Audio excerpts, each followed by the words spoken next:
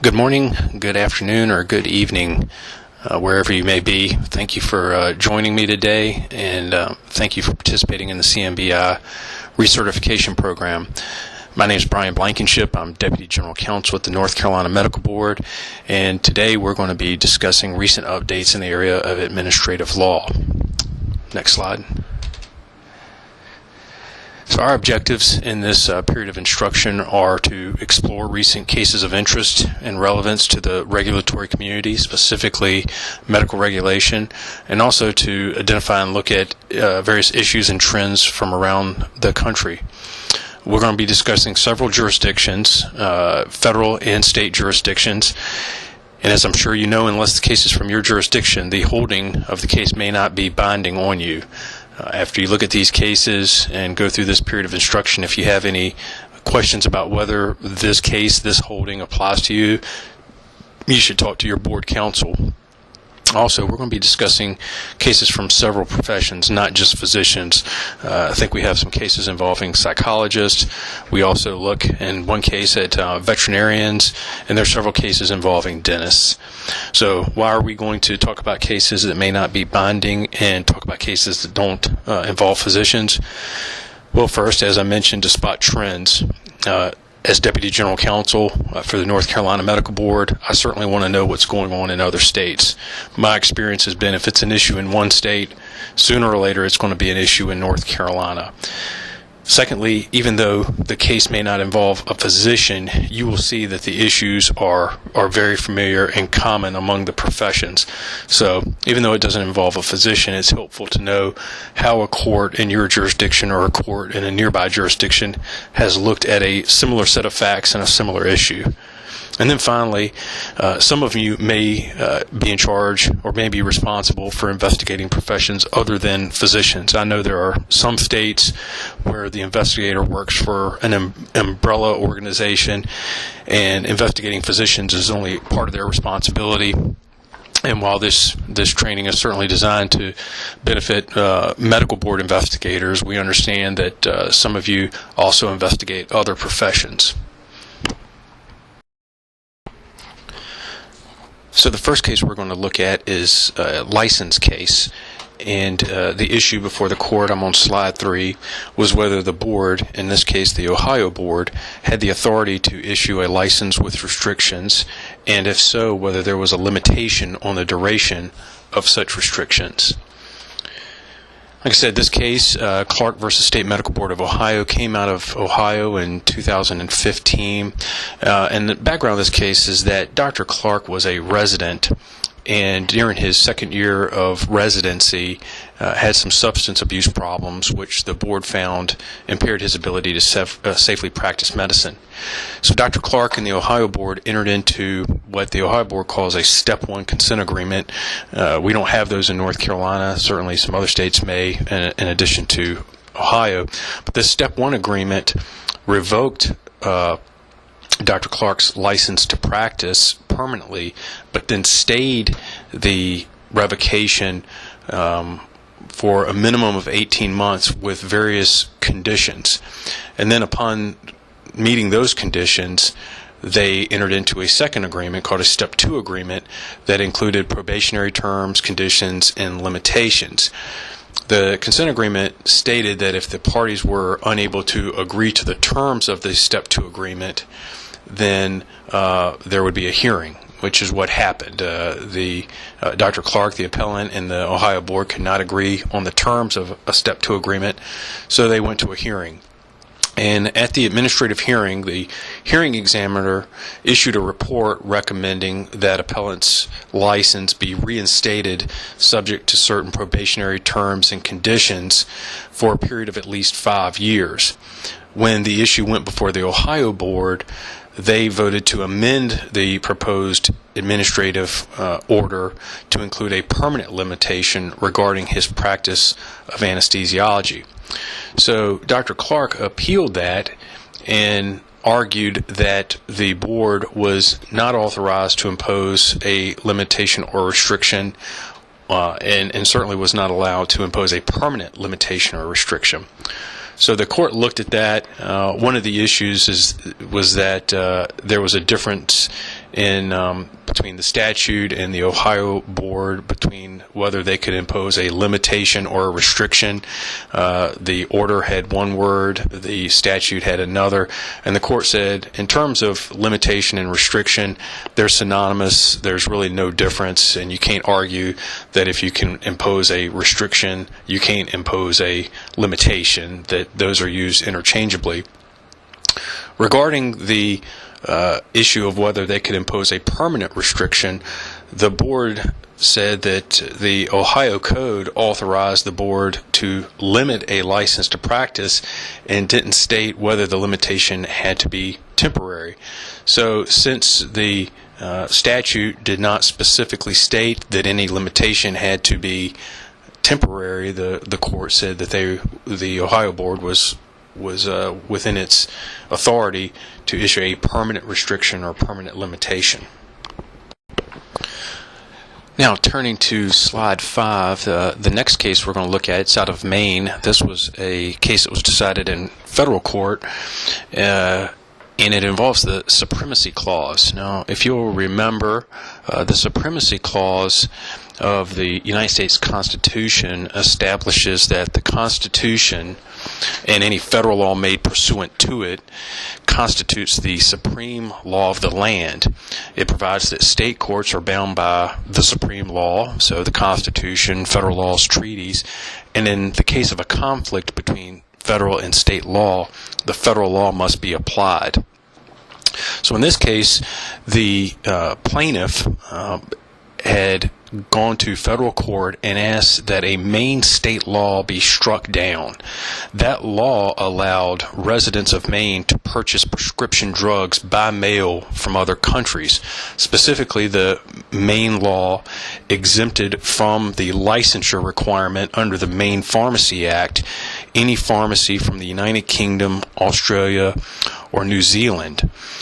The sponsor of the Maine Pharmacy Act explained that because prescriptions from other countries are often less expensive than prescriptions in the United States, that they sought to allow the residents of Maine to purchase drugs, pharmaceutical drugs from other countries, because they were cheaper, and they believed that with the limitation just extending to, or the exemption from licensure just extending to the United Kingdom, Australia, and New Zealand, there were sufficient safety measures in place that the residents of Maine could purchase safe drugs for cheaper. So on appeal, it was noted that the Food, Drug, and Cosmetic Act prohibits the importation or introduction into interstate commerce of any drug that has not received FDA approval.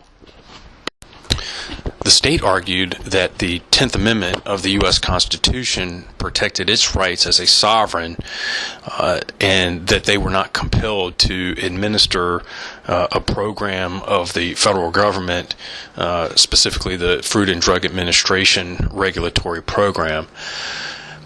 The court held that the Maine statute went well beyond the regulation and licensure of pharmacists in Maine and actually attempted to regulate the importation of pharmaceuticals from foreign countries, and that the 10th Amendment did not save the state, that the Maine law was violative of the Supremacy Clause and thus preempted.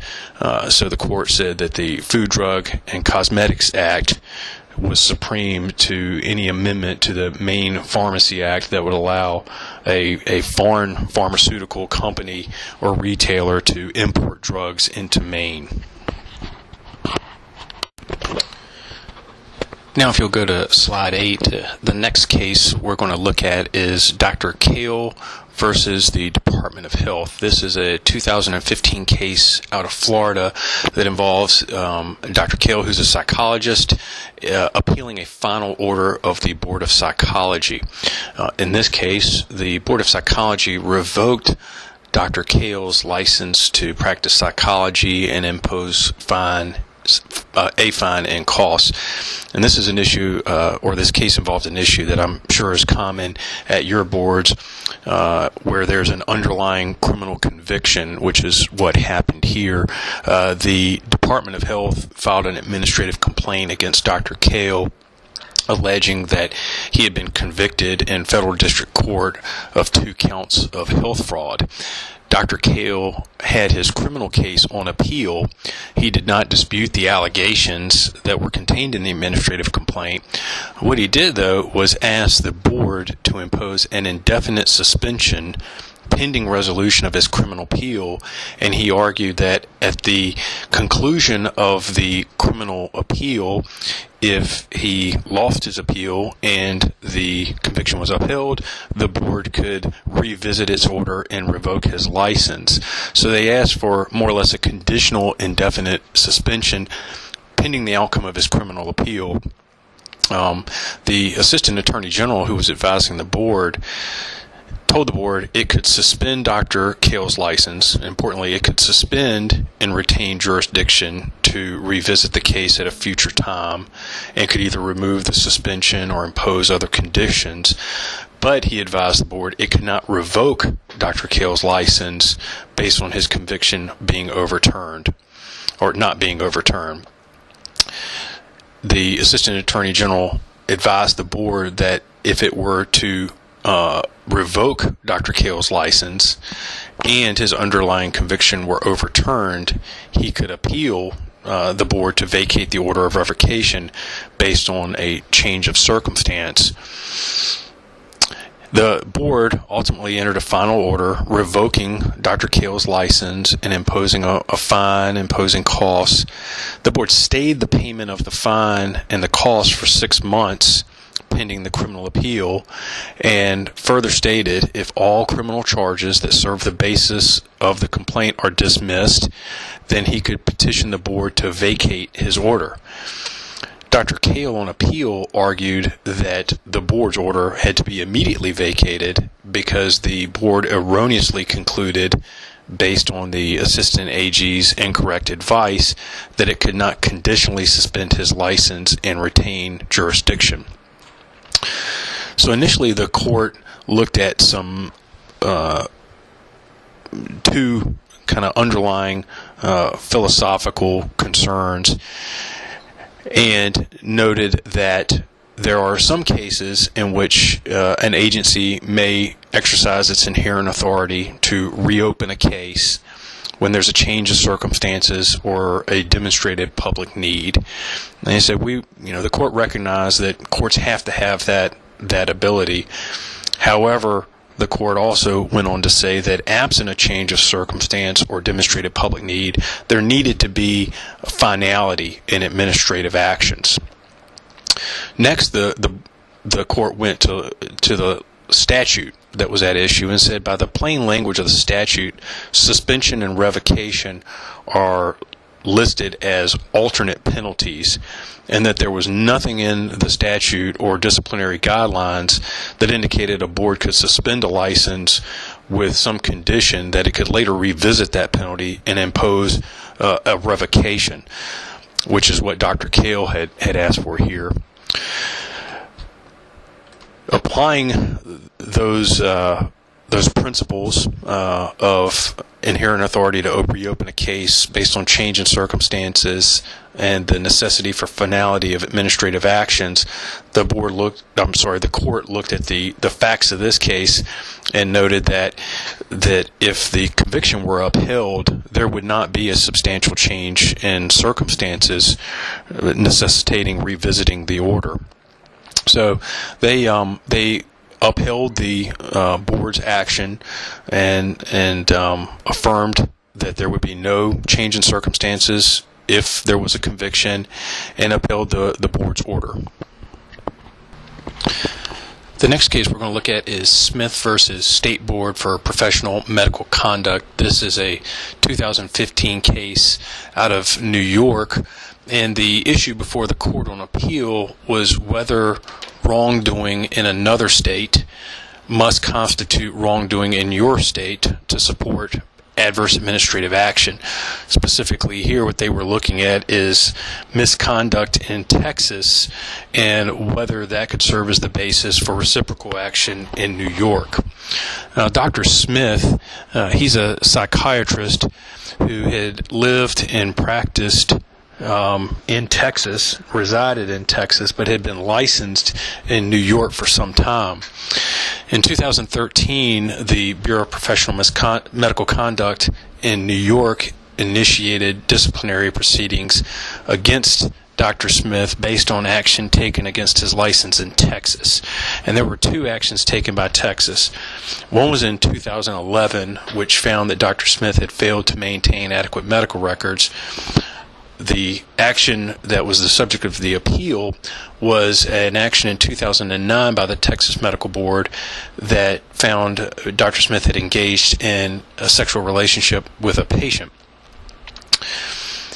On appeal, Dr. Smith argued that the conduct leading to the 2009 order did not constitute misconduct in New York because New York law prohibits, quote, any physical conduct of a sexual nature between licensee and patient, end quote, but did not expressly preclude a sexual relationship with a former patient. For that argument, the court said that argument is a dubious one and not one they need to resolve because they determined that the Bureau of Professional Misconduct had found and that evidence existed of a patient-physician relationship while the sexual relationship occurred. So, unfortunately for our training purposes, the court did not address the specific issue raised on appeal, and that is whether specifically an administrative action taken against a licensee in one state has to constitute a basis for action in your state to support disciplinary action. The court just did not address that and found that there was a rational basis that Dr. Smith had engaged in a sexual relationship with a current patient, which was a act of professional misconduct under New York law. The next case is one that I found particularly interesting. I'm on slide 14 now. This involved an issue that we frequently grapple with here in North Carolina. It's certainly the subject of a lot of discussions and negotiations with defense counsel, and that's whether there's a requirement for a nexus between the conduct, specifically if it's a criminal charge or conviction, the requirement of a nexus between that misconduct or that conduct or that crime and the person's ability to practice medicine. We don't have any case law here in North Carolina. There is some case law in other states, and that was the issue before the court in the next case, Wall versus Ohio State Board of Education. So this case didn't involve a doctor, but it involved an issue that your board has probably grappled with, and your state may have some case law. So in this case, the plaintiff, not Dr. Wall, Kimberly Wall, who's the teacher, she had been arrested for, the facts are she passed and pulled up in front of a vehicle belonging to her husband's ex-wife, causing the ex-wife to slam on the brakes and stop in a roadway. And then Miss Wall got out with a hammer and broke their driver's side window and struck the front and rear side doors of the ex-wife's car. Case didn't go to trial. Miss Wall pled guilty to a lesser offense of disorderly conduct. Well, following that plea, the Ohio Department of Education sent Ms. Wall a notice of hearing notifying her that the Department of Education intended to take disciplinary action because her conviction of disorderly conduct constituted conduct unbecoming to the teaching profession.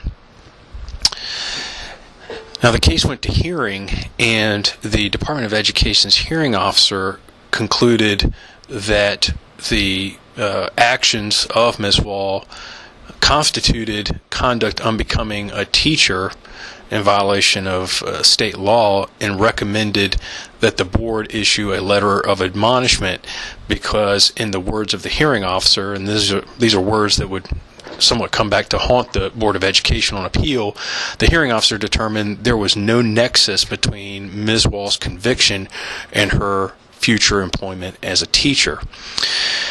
Well, the board adopted a resolution of the hearing officer and suspended Ms. Wall's license rather than issuing a letter of admonishment. Ms. Wall appealed to the, I guess, like a superior court, or certainly the first appellate level in Ohio, and at that level the court reversed the board's resolution because it was not based on reliable, substantial evidence that there was a nexus between Ms. Wall's conduct and her ability to perform as a teacher, and the trial court ordered that she be issued a letter of admonishment instead. Well, the Board of Education appealed that and said that the trial court had abused its discretion by substituting its judgment for that of the board.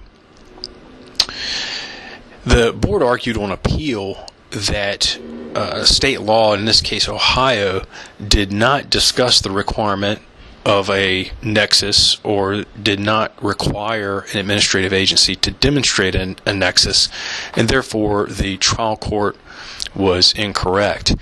On appeal, the court said that they were bound by a California case, and by that they weren't bound by California, but I think the Ohio courts evidently had used this California decision as guidance in a previous case, and the Ohio Court of Appeals said that it is implicit in the wording of conduct that is unbecoming to the person's profession, in this case teaching, is a requirement that the conduct in some way affect the individual's ability to teach. And the court said from the record there was no nexus, and that they could not discern a nexus because Ms. Wall's offense did not involve children, did not occur during school hours, did not occur on school property. Essentially, it had nothing to do with her profession, and importantly, the board had not really argued that it had anything to do with her profession other than the act itself was conduct unbecoming. So in this case, 2015, from the Court of Appeals of Ohio, with teachers at least, they said that there was a requirement for a nexus, and the burden was on the board to show that nexus. The next case we'll look at is Hines versus Aldridge on slide 19. I'm guessing most of you live in states where telemedicine has been an issue, and your board is grappling with how to deal with telemedicine. Unfortunately, this case doesn't deal with telemedicine, but it does deal with televet care. This involves Dr. Hines, who is a Texas licensed veterinarian. And in 2002, when Dr. Hines retired, he set up a website and began to post articles about pet health and care. And over time, he began to provide veterinary advice to specific pet owners about their pets. And he would give this advice via email and telephone calls. And according to Dr. Hines, he never physically examined the animal that were the subject of his advice, though he did review vet records that were provided by animal owners. Well, that's a problem because Texas law requires veterinarians to conduct a physical examination of an animal or its premises before they could practice veterinary medicine with respect to that animal. Now, in this case, it was undisputed that Dr. Hines, by remotely providing these services, was providing the practice of veterinary medicine. So in 2012, the Texas Board of Veterinary Medicine informed Dr. Hines that by providing veterinary advice without a physical examination, he violated Texas law. Well, Dr. Hines filed suit in federal court, and it worked its way up to the U.S. Court of Appeals for the Fifth Circuit on the issue of whether the physical examination requirement of Texas law violated Dr. Hines' First Amendment rights. Seems like a stretch to me, and it did to the court as well, but that was what Dr. Hines and his attorney decided was the best avenue to attack the physical examination requirement, was to argue that it violated his First Amendment rights. The Court of Appeals noted in its opinion that the requirement for a physical examination does not regulate the conduct of any speech, does not require veterinarians to deliver any particular message, or restrict what could be said once a veterinary client-patient relationship is established. And then in language that is helpful to any board that practices occupational licensing regulatory law, the court said, states have, quote, broad authority to establish standards for licensing practitioners and regulating the practice of professions. They then went on to say, Texas's requirement that veterinarians physically examine an animal or the animal's premises before treating it or otherwise practicing veterinary medicine falls squarely within this long-established authority and does not offend the First Amendment. So the Court of Appeals upheld the board's action, and more importantly found that the physical examination requirement in Texas law did not offend Dr. Hines' First Amendment rights. We're going to conclude by looking at two advertising cases, and we're going to look at how two courts in different jurisdictions looked at the issue of advertising and whether the restrictions placed by various boards violated dentists, in one case a dentist, First Amendment rights. In fact, these are both dentist cases. One's out of Texas and one's out of Indiana. So it's kind of interesting. We had two dentist cases. One decided in Texas by a federal court, one decided in Indiana by a state court, and they came to different conclusions. We'll look at the Texas case first. That's on slide 21. This is a case that was decided in federal court in January of 2016. And the issue here was a Texas rule that flowed from the Texas Occupational Code. The Texas Occupations Code prohibits any person from engaging in false, misleading, or deceptive advertising in connection with the practice of dentistry, and bars any person regulated by the dentist board from engaging in advertising that does not comply with reasonable restrictions adopted by the state dental board. Now, pursuant to that authority, the state dental board enacted a rule that provides that a dentist may advertise as a specialist or use the term specialty or specialist to describe professional services in recognized areas that are, one, recognized by a board that certifies specialists in the area of specialty, and two, is accredited by the Commission on Dental Accreditation by the American Dental Association. And for the rest of this case, when I say ADA, that's what I'm talking about, the American Dental Association. Well, several dentists in Texas were joined by several specialty boards, and they challenged that rule on the basis that it infringed on their First Amendment right to engage in truthful, non-misleading commercial speech.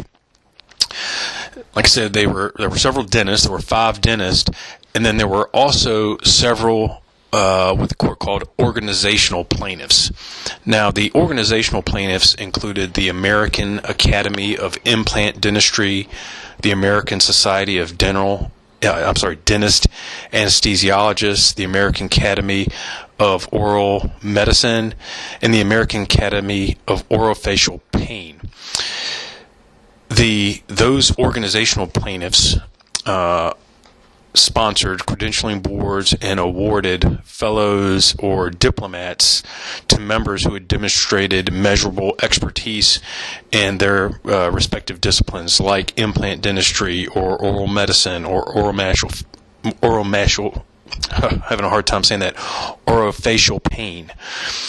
The ADA did not recognize any of those that I just named. I'm not going to try and say orofacial too many more times. They didn't recognize any of those as specialties, and that was the problem. So they challenged it in federal court, and the federal court, the federal judge said that the defendant here, the State Dental Board, had not produced any evidence of actual deception associated with advertising as specialists, said there is no evidence to suggest any of the plaintiff's fields are illegitimate or unrecognized, and there's been no accusation that the various organizational plaintiffs were shams. They said the only issue is that it's inconsistent with the state's definition of the word specialty, but there's nothing that is deceptive, untruthful, false, or misleading. The court went on to use language that said that the state board is just blindly relying on the ADA, and by doing so, giving what they called wholesale deference to the ADA, that the dental board risks suppressing truthful speech of dentists who had achieved high levels of training, education, and experience, but hadn't successfully petitioned the ADA for specialty recognition. And based on all of that, the Texas rule was struck down as violative of the dentist's First Amendment rights. The next case involves Dr. Acha, who is a dentist in Indiana, and this is another January 2016 case. This case came about because Dr. Acha began an extensive and, as you'll hear, rather aggressive advertising campaign marketing his expertise in modern implant and sedation techniques.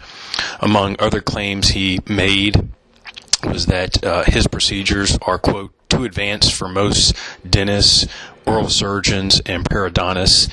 He also promoted himself as the only licensed, certified, advanced trained dentist to perform IV sedation and dental care on his patients.